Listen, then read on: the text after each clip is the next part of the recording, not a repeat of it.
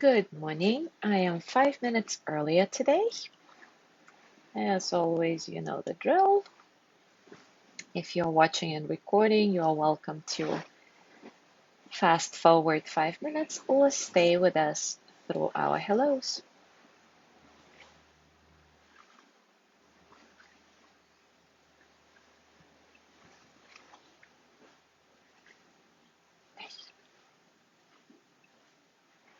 Good morning, Joey.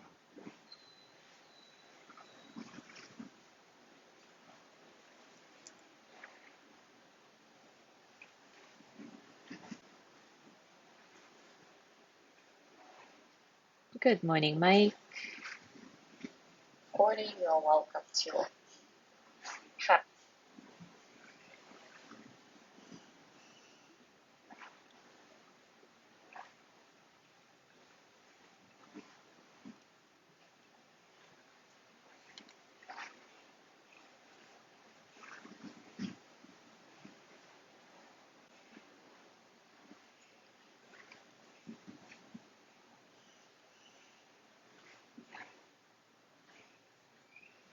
Good morning, Mary.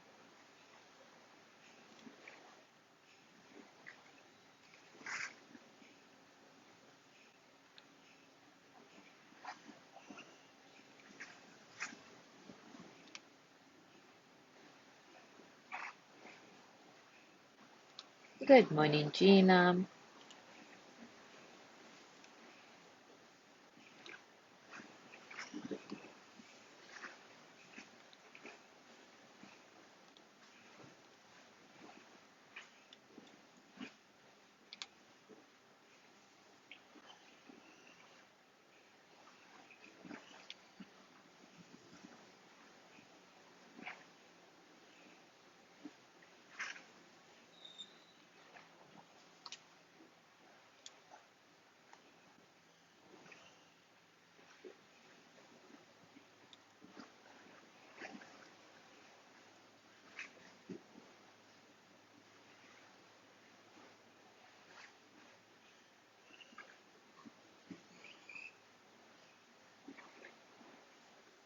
Happy Friday to you, Gina, and to everybody else, of course.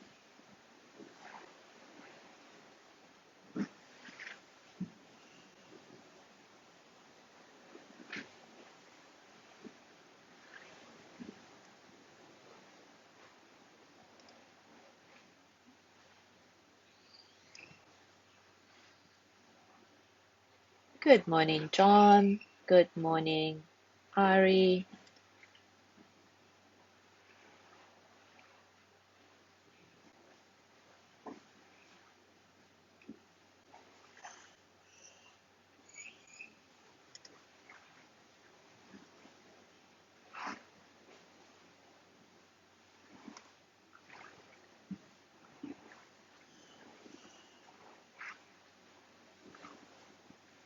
Good morning, Mariella.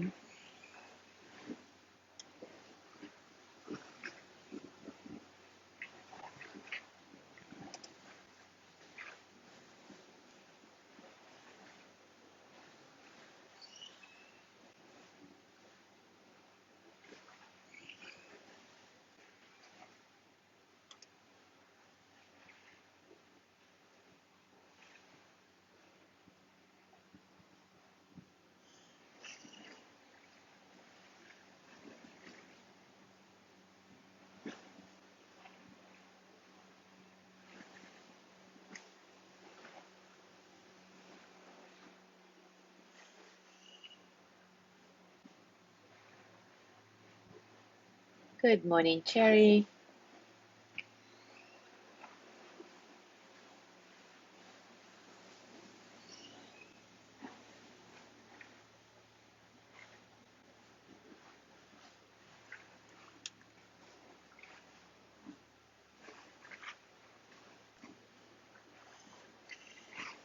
All right, it is time for us to start. And today we continue our exploration of obstacles to sympathetic joy with examining one of the other habitual mind states we find ourselves in, which is comparison. Comparing ourselves to others is a very powerful mental affliction. In Buddhist psychology, it is actually called conceit. When we are enmeshed in conceit, we are pulled outside of ourselves, trying to know who we are and what our experience is by comparing ourselves to others. Who am I in reference to that? Am I good enough in comparison to that? Good morning, Jean. Whether we conclude that we are better than, worse than, or equal to another, when we measure ourselves against others, it causes us harm. As we constantly try to decide through comparison with others who we are, what is important about us, whether or not we are happy, that churning of the mind in itself undermines our happiness. And comparison is really this growing, painful restlessness. It can never bring us to peace because there is no end to the possibilities for comparison. You may be sitting in a room, for example, and you notice that the person near you is quite attractive. He also seems to be very articulate, so your first conclusion is, well, I'm not as good looking as that one, and I cannot speak as eloquently as he does. Then you notice that person in front of you looks somewhat drab and worn out, maybe struggling for words, and you think, oh, good, I'm better than this one. I'm smarter and I look better. And there it goes on the background of your mind. By the time you have more or less established your status in reference to everybody in this room around you, somebody new arrives, and the anxious comparison begins all over again. What a dread that is, isn't it? At the center of comparing mind is competition. Who is going to win by being better? The Buddha once said, in a battle, the winners and losers both lose. The defeated lose power, freedom, property, family, sometimes their lives. But the so-called winners of the battle find themselves left with the hatred, fear, envy of those who have been conquered.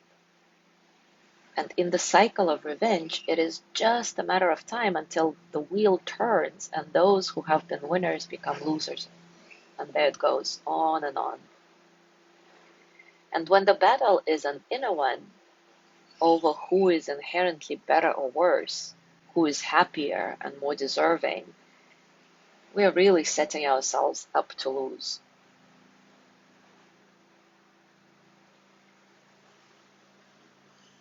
In practicing sympathetic joy, rather than looking at others in order to define ourselves, we begin by recognizing that we do indeed deserve to be happy.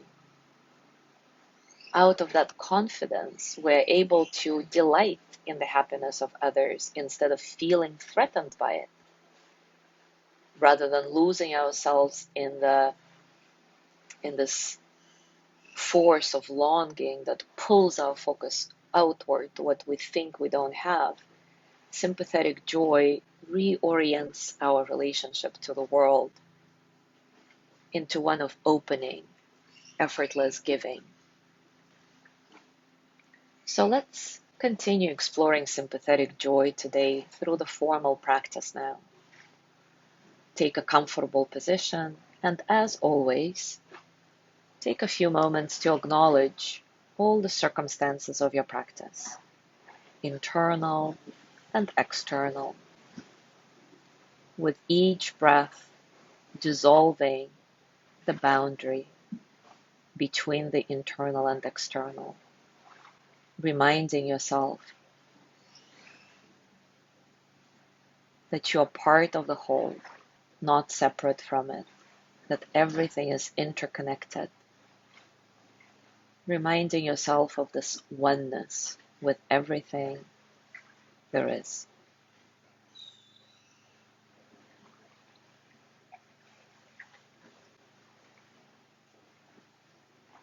Let your breath be soft, easy, uncontrolled.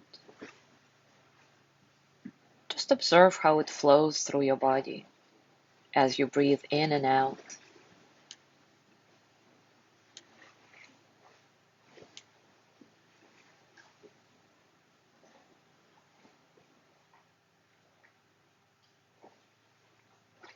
Invite effortlessness into your whole being, body, mind, and heart. Scan your body and allow yourself to ground, feeling the earth underneath you supporting you, whether you're sitting up or lying down.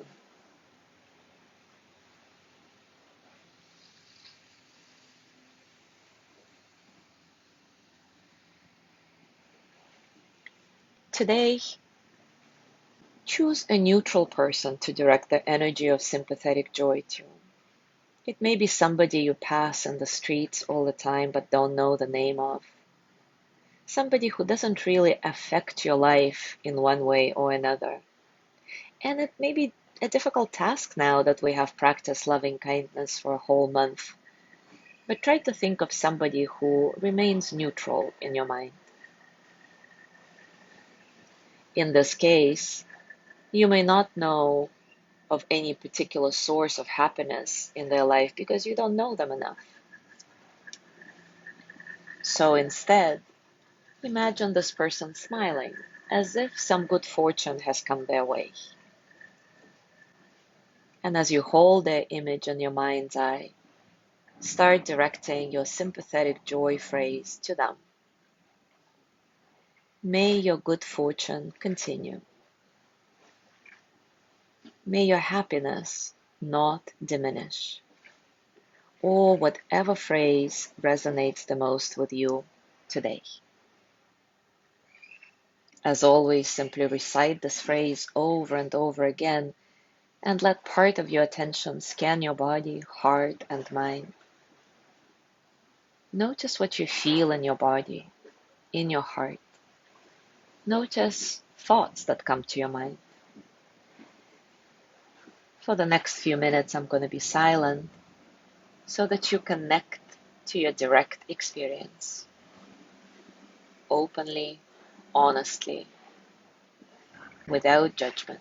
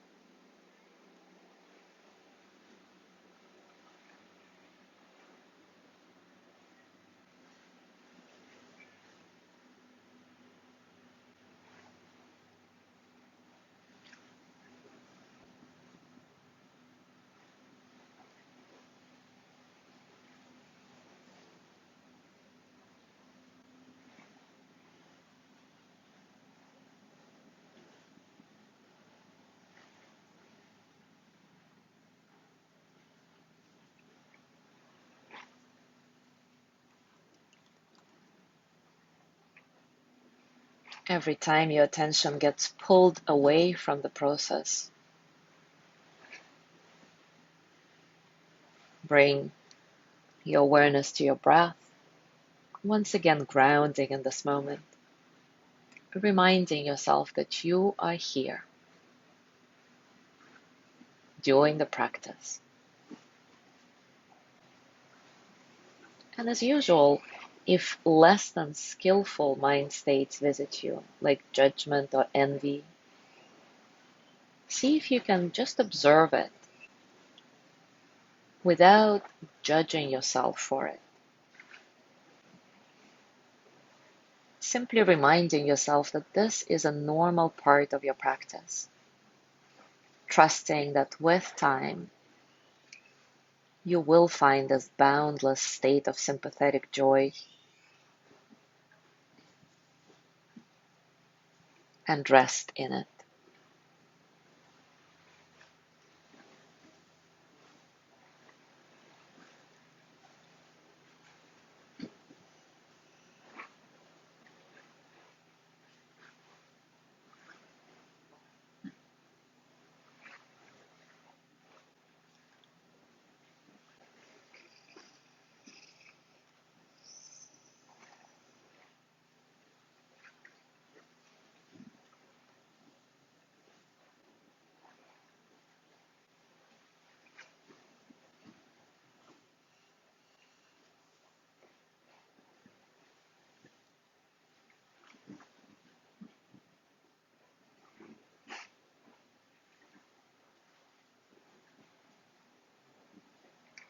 And maybe you notice as you go through this practice, directing your sympathetic joy phrase to the neutral person, how the neutrality of this person starts to kind of blur, and you feel closer to them. You feel perhaps more compassion, more interest, more curiosity about the person. Again, dissolving the boundary between yourself and other people, experiencing the oneness of everything there is, interconnectedness.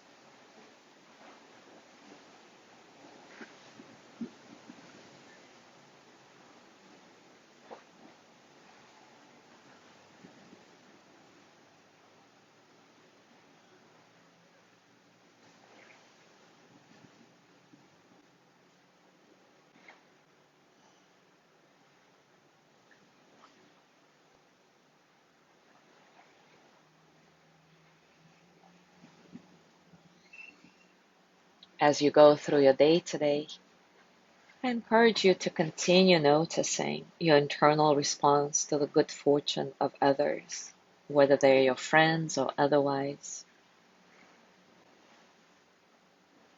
Honestly noticing whether it is pure sympathetic joy, or is it some kind of mixture of feelings infused with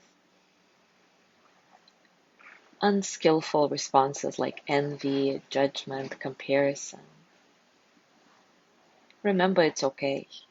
It's just an exploration. And whenever you meet or pass by somebody today who you don't know, a completely neutral person in your life that doesn't affect you in any way, if they're smiling, send the sympathetic joy phrase to them. May your good fortune continue. May your happiness not diminish. And if they look sad or concerned, upset, maybe send a loving kindness phrase to them. May you be filled with loving kindness. May you feel deep, natural peace. And just see how it goes for you. Thank you so much for being here today. Have a beautiful day. I will see you tomorrow.